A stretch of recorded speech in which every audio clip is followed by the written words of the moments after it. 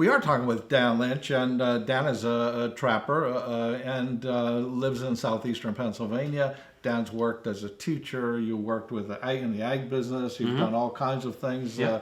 You worked for the Pennsylvania Game Commission for a number of years, and now, while you still do a lot of trapping, you have this other position that you acquired as being the public relations director for the Pennsylvania Trappers Association. Yes. I guess that was an easy transition because you did that for the Pennsylvania Game Commission. So I worked a lot in cooperation with the Game Commission and the Pennsylvania Trappers Association when I was with the Game Commission, and I was a PTA member for a long time.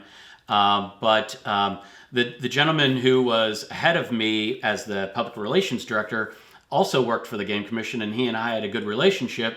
And as he was getting close to maybe 13 or 14 years with the PTA, he asked, hey, would you be interested? And I put an application in, and I was selected as the public relations director. So, yeah, I mean, I enjoy communicating with people, and I enjoy talking about trapping. So that transition part was pretty easy. What did you do with the Game Commission? I was a wildlife education specialist with the Game Commission. What does that mean? So that means, I was... Aren't we all, in a way? Yes. So basically what I did is I worked with school-age kids and teachers pretty much my entire career, everything from pre-K to college, everything in there. And I did a lot of adult teacher workshops on... curriculums called Project Wild, that's one of them. A lot of environmental topics and teaching about hunting and trapping and fishing. And, I worked with Fish and Boat Commission every now and then, and we did stuff like that just because I'm also a fisherman. But it was mostly the wildlife stuff. I enjoyed it. And so I got to go into classrooms in 12 southeastern counties and teach kids about wildlife. It was totally right up my alley. I loved it. I really enjoyed doing it. Great job. And I enjoyed teaching about trapping as well. And not only did I teach trapping to kids and adults, but with the Game Commission, I also got to teach each cadet class of new game wardens, which is pretty cool. And I still get to do that today. And so I still have that relationship, with the game wardens. Because a lot of them don't have trapping backgrounds either, and they're about to enforce it, in a few short months when they retire or when they graduate, I mean. And so we try to give them some background knowledge, and usually that convinces them, I'd like to get into this trapping thing. And I'm like, well, that's good because you're a game warden and you should do that. So that is kind of cool. So yeah, the transition was great, and we have some great people in the PTA, and we have district directors, and we have 12 districts in the state of Pennsylvania, and then I'm on the board of directors. And we meet 6 or 7 times a year, and we have a really cool, what we call a rendezvous. And so if people have any interest in trapping or learning about trapping, because there's demos all for 3 days straight, you want to go to the PTA website. It's at patrappers.com. We also have a Facebook page, and get all kinds of information, because here's what's really cool. No matter where you are in Pennsylvania, in addition to the rendezvous, which everybody kind of comes to, and there are free trapping workshops in every district. So you can go and be taught all about trapping, in addition to like the Trapper Ed, Hunter and Trapper Ed. So it's really cool. We try to educate as many folks as we can about trapping. Not that everybody's going to become a trapper, but it's kind of, we had talked about this with some other things. We want you to be educated about trapping, and you can make your own decision. But if you don't have any information about it, and now you've made a decision, you've made an uninformed decision. And I prefer you get the information and then make your own decision. You may not want to do it, but at least you understand why. I'm sure there's some communities out there where people look out their window at 3 o'clock in the morning and see a neighbor getting in their car every morning and know they're not going to work. They wonder what they're doing or what they... So there are a lot of trappers spread around Pennsylvania. People don't realize that. Yeah. And some for hobby, some for profit. Sure. So about how many trappers do you think there are in the state? I mean, not members necessarily, but including that, because there's some certain that aren't members. What's interesting is that of all the states, Pennsylvania has the largest number of fur takers, people that buy a fur taking license. I believe this past year, it was somewhere, as far as fur taking license, somewhere around 46,000, which you would think, well, that's not a lot. Well, yeah, because I mean, some states sell in the hundreds. That's it, hundreds, not thousands, hundreds. So we have a lot of those fur ticker licenses now. Some people are buying it to go hunt fur, and some are going to do trap, and some are going to do both. Like I do both. I fur hunt and I trap.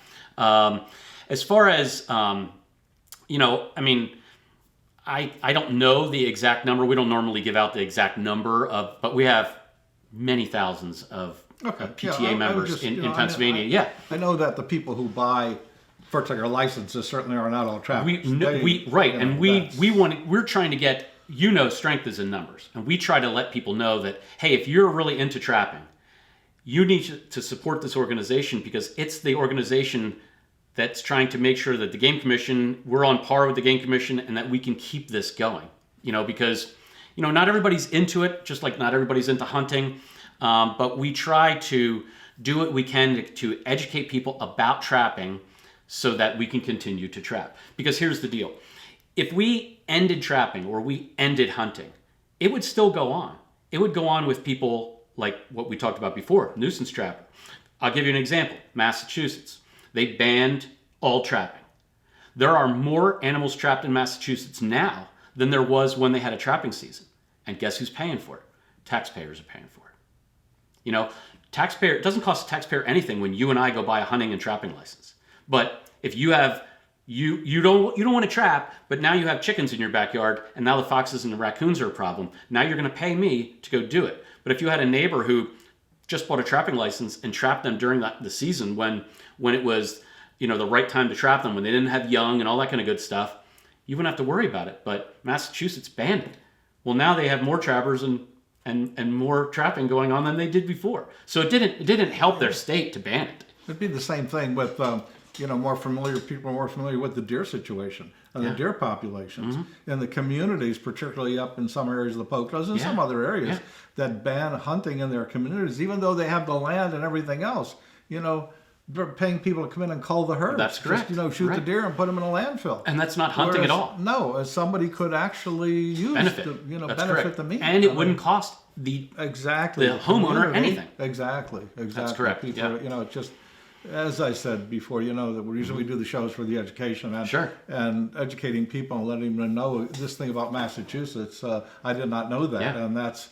That's very interesting. Yes, and there's some Western states that are pushing to try. And here's why. Kills me. There's not the numbers in their organizations are not big enough. If you're an anti-group, you want to go after those groups that have not that many people to help fight, or to raise money, or whatever.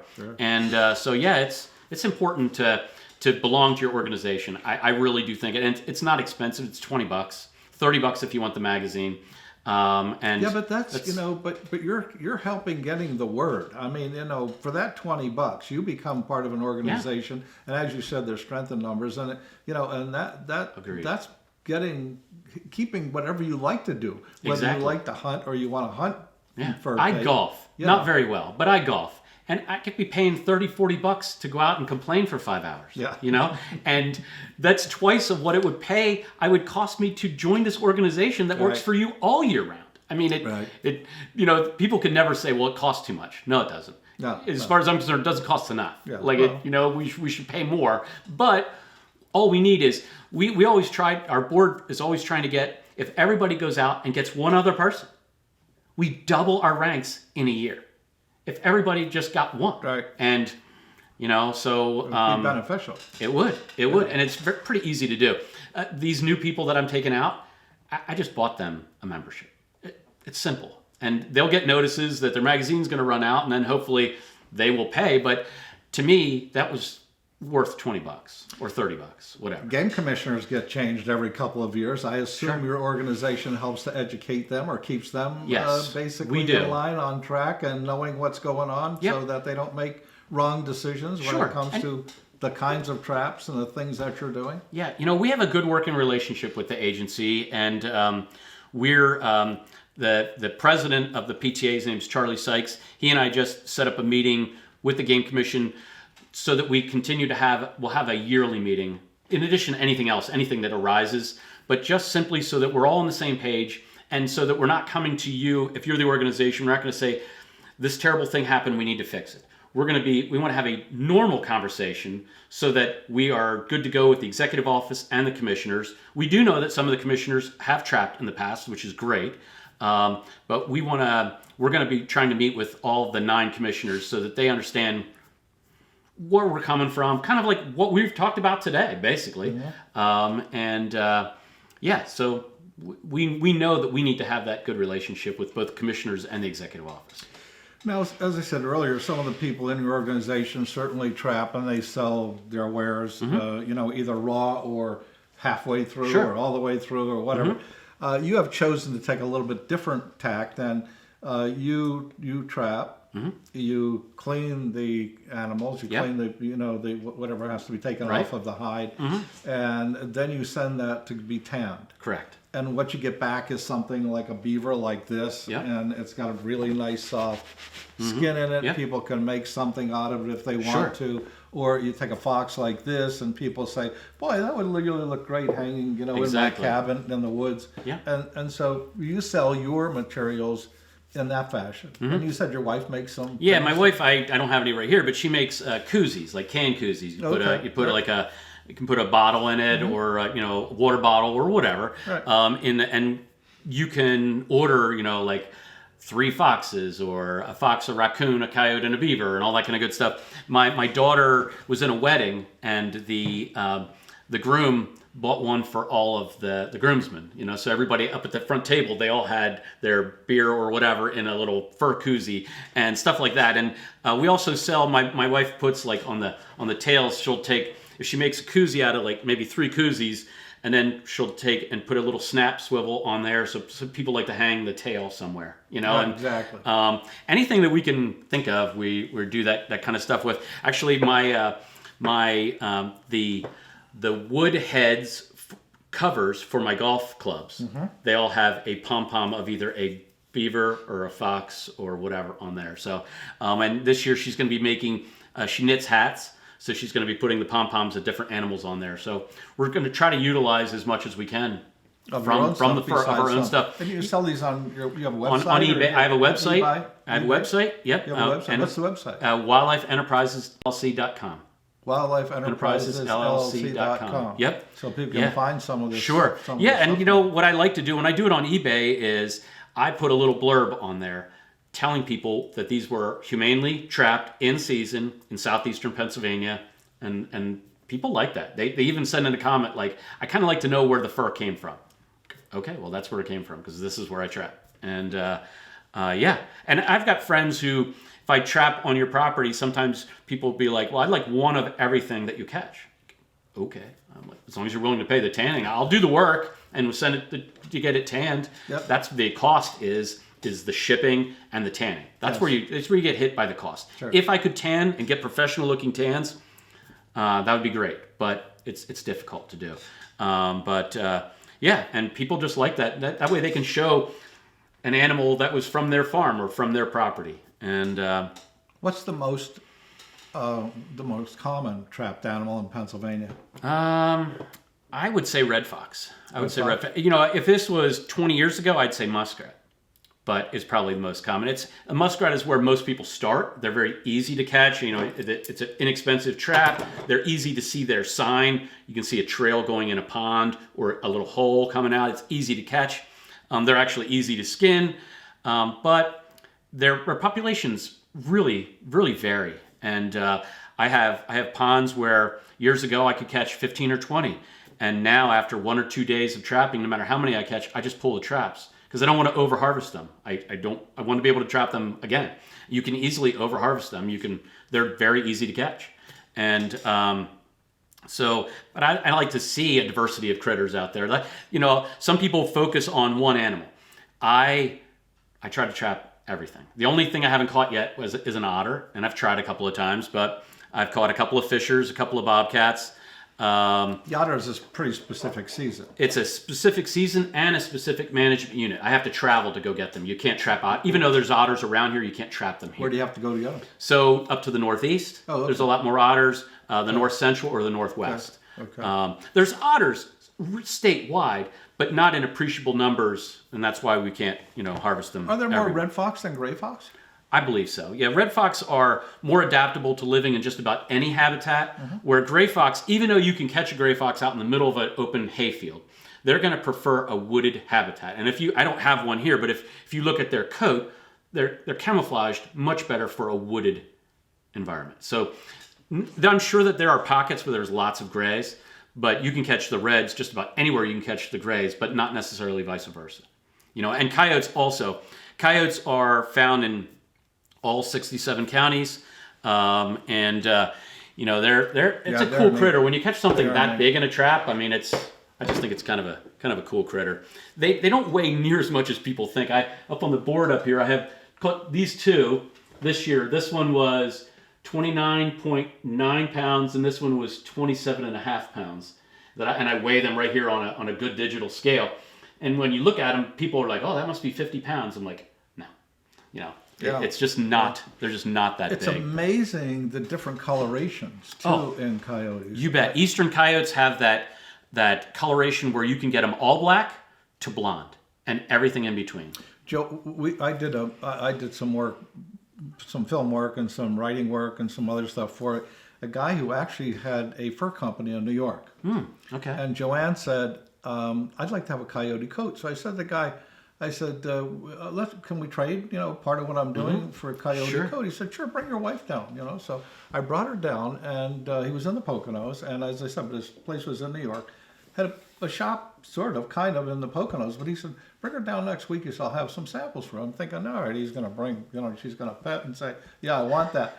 Well, he actually had, I think it was a 13 coyotes to make a coat. 12 or 13. Okay, I believe that. And he had them all tied by the snout here, okay?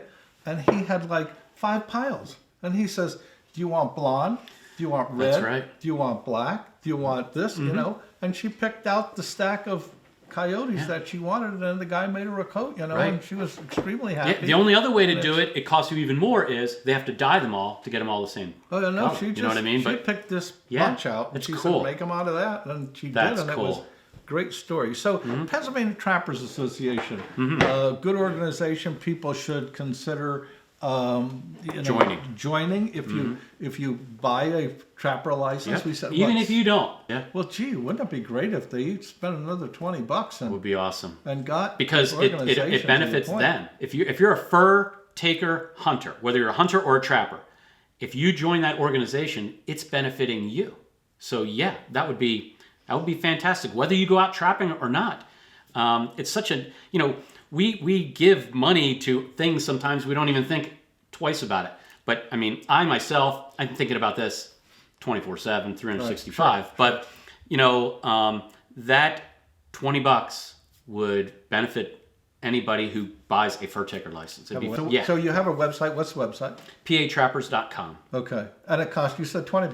$20, $30 with them, and you get a magazine. Oh, $30 you get the magazine. If you only want to join it. Magazine comes out how often? The magazine comes out 6 times a year. 6 times a year? Oh, that's fantastic. Yep. And I'm sure you get a membership card. You get all those goodies that go with it and the information. Yep. And the other thing is, in the back of the magazine is where the Trappers Association has all of our news, or all the association news that comes out. So you get that as well in the back. And people, may or may not realize, probably one of the biggest things of joining an organization like that is the camaraderie and the ability to talk to somebody. I mean, you could go out and set a trap or do something and could have a problem, and just by contacting one of the people in your area and say, hey, look, I'm having this problem, I'm having that problem. Or your rendezvous. Your rendezvous is in the spring. It's in June, and it is all that information. If you go on our website, we have one of the drop-down menus is events. So, the other one is locations. So you can figure out what district you're in, depending on the county that you live in. And then it'll show you everything that's going on in your area, so you don't have to travel real far. And then you can go and the rendezvous is, everything's listed on there. It's a great website and a great Facebook page. And the other thing that you just mentioned is, if you go on our website and let's say you have a question, all of the board of directors, we all have our phone numbers and our email addresses on there. You can contact anybody and they'll get you in touch with somebody close to you to help out with whatever. Yeah. Hey, Dan, thank you very much. You You're bet. a fantastic spokesperson for both the Game Commission and the Pennsylvania Great. Trappers Thank you. Association, and for the, for all of us people out there, the hunters and trappers and people that do that kind of thing. I don't trap, but boy, I'll tell you, this is a fantastic hobby for somebody Yeah. young wants to get involved, get in there, but they've got to be committed every day. Exactly. 3 o'clock in the morning. Well, go maybe out it depends. Yeah. and check your trap line, right? Sure. Yep. All right. So information, they go to Pennsylvania Trappers.com. trappers.com and get all the information. You bet. Thanks. It's been You great. bet.